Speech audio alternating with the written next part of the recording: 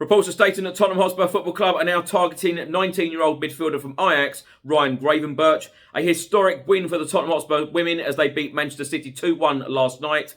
Reports are stating that Ryan Sessegnon wanted a loan move to Fenerbahce this season, and Davinson Sanchez has just come in for some very heavy criticism from a former Colombia manager.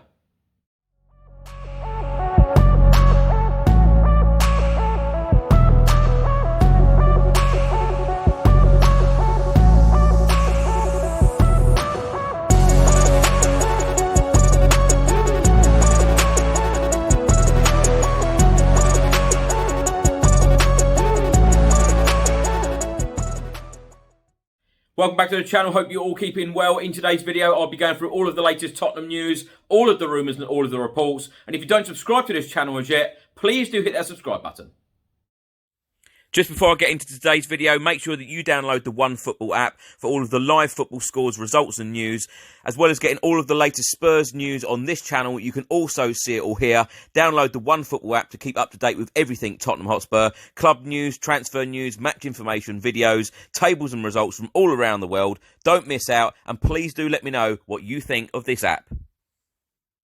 Let's start the video by talking about a result in the Premier League from Sunday afternoon. Leeds United 0, Liverpool 3. Harvey Elliott actually suffered a horrific injury in that game, so wishing him all of the very best for a speedy recovery. One game in the Premier League later on this evening. Everton will take on Burnley. Now, after the weekend's results, Tottenham Hotspur are now down to 6th in the Premier League. We have played 4, we have won 3, we have lost 1. We've got a goal difference of 0. We have 9 points.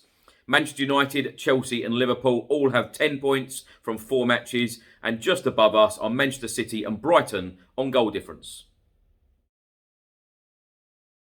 The Tottenham Hotspur women have got off to the perfect start in this season's Women's Super League, beating Birmingham City last weekend at the Tottenham Hotspur Stadium 1-0 with that Kit Graham goal. And then last night at the City Academy Stadium, the home of Manchester City, the Spurs women beat City 2-1. Manchester City went 1-0 up after 6 minutes.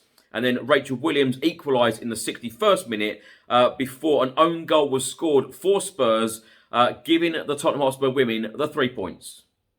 This is a report on the BBC Sport website, and the Manchester City manager wasn't happy about losing. Manchester City manager Gareth Taylor said it was literally 2 hands from Spurs forward Ian, which helped them grab a controversial late winner in the Women's Super League. City, who suffered their first league defeat at home since April 2018, had led through Hemp's header. Rachel Williams equalised before a clear handball from Ian in the build-up to the 86th minute winner. And Taylor said it's pretty incredible that we've not had that chalked off. Rhian Skinner, the Tottenham Hotspur women's manager, said, "I thought that we earned an opportunity. Obviously, we've created a crossing situation, and from that, we've managed to take an opportunity against a team who are very tough to break down." Rhian Skinner then went on to say, "We created several chances in that phase of the game, so I thought that we earned it. From what I have seen, it looked like Ian tried to head it, and then we've had a shot." The Tottenham Hotspur women Twitter account this morning confirmed that goalkeeper Becky Spencer won the Player of the Match award. In the game, Manchester City had 66% possession to Tottenham's 34. Manchester City had 18 shots to Tottenham's 6, and shots on target, 6 from Manchester City and only 2 from Spurs. A report has been published this morning by the Daily Express, and they are stating that Spurs chief Fabio Paratici makes Ryan Gravenberch top target as Spurs ready offer. Spurs have earmarked the Ajax midfielder as their #1 choice. It then states that Tottenham transfer supremo Fabio Paratici has turned his attention towards future targets just weeks after a busy summer in North London, and the club's sporting director is believed to be particularly keen on Ajax midfielder Ryan Gravenberch. Gravenberch broke through as a prospect at Ajax in 2019 before cementing his place in the starting 11 last season. The 19-year-old has made 65 appearances to date for the Dutch club, scoring 10 times. And the all-action midfielder's performances are believed to have caught the eye of clubs across Europe. Now, my thoughts on the possible signing of Ajax midfielder Ryan Gravenberch in the January transfer window, or indeed next summer's transfer window. Yes, I'm sure he is another very young, talented superstar that is coming through, but we need players now. And I'll tell you what, in this summer transfer window, we need to have signed another striker and a creative midfielder. We haven't done both. Yes, we bought Brian Hill, who of course was on the bench against Crystal Palace on Saturday. Wasn't used by Nuno Espirito Santo. Quite disappointed by that. But we need players to come in now. And I tell you what, in the January transfer window, and historically, Tottenham don't really do a lot in the January transfer window. But I tell you what, this coming January, we need to be doing a lot of business. You know, if we brought in 2 players, one being a creative midfielder and one being a striker, it has to be number 1 on the list. It has to be an absolute must. You know, we cannot go past that January transfer window without another striker. It is a must. I cannot stress that enough. We do need it in Premier League games. We do need it certainly in the cup competitions as well. An absolute must for me. So, yes, I have no doubt that this 19-year-old midfielder is fantastic from Ajax, but we need players for now. We need players for this season.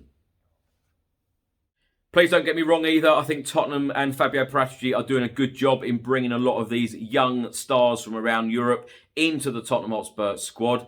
But they are not players for now. They are players for the future. So, yes, I think the future is very bright. But we've also got to think about now. You know, it's about progression in this season, getting back into the top 4. And right now, when you look at the likes of Liverpool, Chelsea, Manchester United, Manchester City, they are miles away from Spurs right now. And look at the depth that they've got and look at the depth that we have got. And that is the really worrying thing for me at the moment.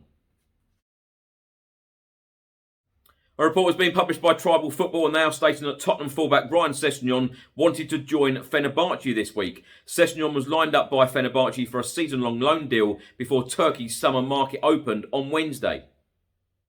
Fnatic have stated that an agreement was struck between the 2 coaches, with Fenerbahce boss Pereira speaking directly to his Spurs counterpart Nuno Espirito Santo. Ryan Sessegnon had also agreed to the move. However, in the end, the 2 clubs couldn't agree on loan terms before the deadline fell. Ryan Sessegnon now remains with Spurs, where he featured in the Europa Conference League qualifiers this summer. He spent last season on loan at Hoffenheim. Sessegnon enjoyed a positive campaign in Germany. He managed 29 appearances for Hoffenheim, scoring twice and producing 3 assists. The England under-21 international has a contract with Tottenham until 2025. Now, my thoughts on this, I think the signing of Ryan Sessegnon has been a huge disappointment. I really do. A lot of Tottenham fans, including myself, was very excited when Ryan Sessegnon joined Spurs, particularly after his performances, goals and assists with Fulham in the Premier League. And this has been a bit of a nightmare for Tottenham and for him. And I'm extremely surprised that Nuno Espirito Santo accepted a loan. I know it hasn't gone through, but he accepted it. And number 2, Ryan Sessegnon also agreed to the move. Why is he not wanting to stay at Spurs this season and compete for his place? He has said on a couple of occasions, I've read reports out on this channel a couple of times. Ryan Sessegnon has come out and said that he wants to fight for his place at Spurs. And then you read this stating that he has agreed a move to Fenerbahce, or wanted one at least. It's disappointing. I'm hoping that we do see Ryan Sessegnon feature in a Spurs shirt this season, because you know he's got the talent, he's got the ability, and it's just about adapting himself now and getting into Nuno Espirito Santo's side. And, start putting the shifts in and start putting the performances in, because we all know what he is capable of. A report was published earlier today by the Daily Express, and they are stating that Tottenham's Davinson Sanchez blasted by ex-Colombia manager. Davinson Sanchez was below par during the 2 World Cup qualifying appearances for Colombia earlier this month. Tottenham's Davinson Sanchez has been blasted by former Colombia manager Jorge Luis Pinto following below-par performances during his country's World Cup qualifiers earlier this month.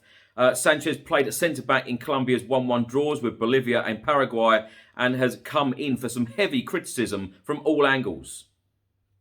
Former Colombia manager Pinto said, 4 years ago I told my son, who loves football, that Davinson Sanchez is not a centre-back for the Colombia national team.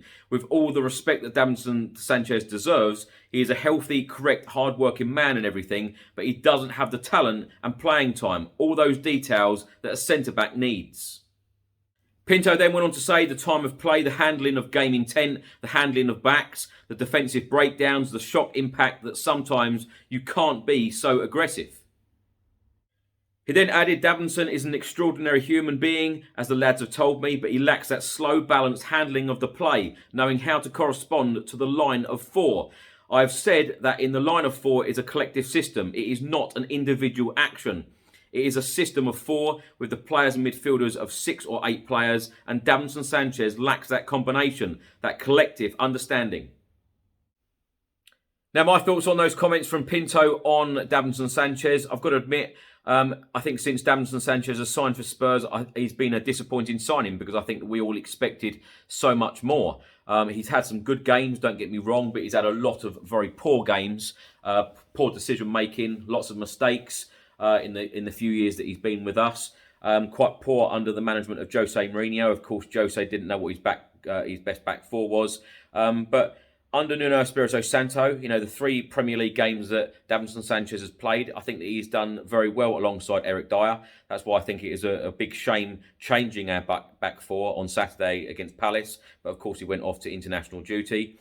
But I tell you what, if I was Davinson Sanchez, I think the only way that I would deal with criticism like that is to put some shifts in on the pitch and show exactly what you're made of and show exactly what you're all about. And lastly, just before I go, Football Prizes, one of the channel sponsors, have another fantastic prize that you could win. Do check out their website. This week's prize is an Eric Dyer signed and match-worn boot. Check it out.